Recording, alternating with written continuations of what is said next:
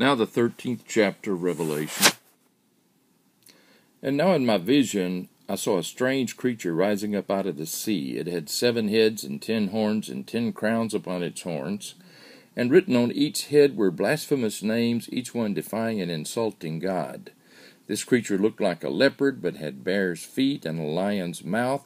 And the dragon gave him his own power and the throne and great authority.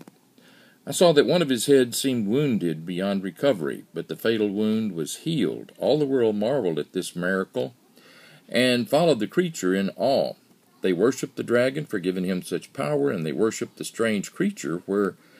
Where is there anyone as great as he? They exclaimed. Who is able to fight against him? Then the dragon encouraged the creature to speak great blasphemies against the Lord, and gave him authority to control the earth for 42 months. All that time he blasphemed God's name and his temple and all those living in heaven. The dragon gave him power to fight against God's people and to overcome them and to rule over all nations and language groups throughout the world, and all mankind whose names were not written down before the founding of the world in the slain Lamb's book of life worshipped the evil creature.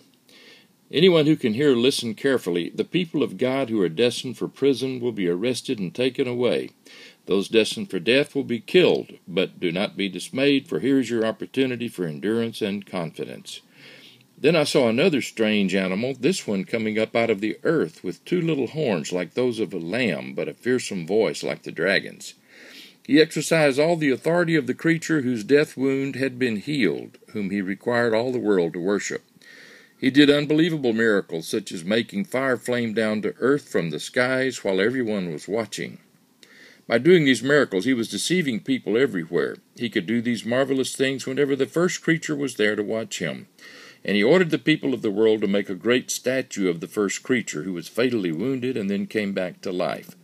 He was permitted to give breath to this statue and even make it speak. Then the statue ordered that anyone refusing to worship it must die. He required everyone, great and small, rich and poor, slave and free, to be tattooed with a certain mark on the right hand or on the forehead. And no one could get a job or even buy in any store without the permit of that mark, which was either the name of the creature or the code number of his name. Here is a puzzle that calls for careful thought to solve it. Let those who are able interpret this code.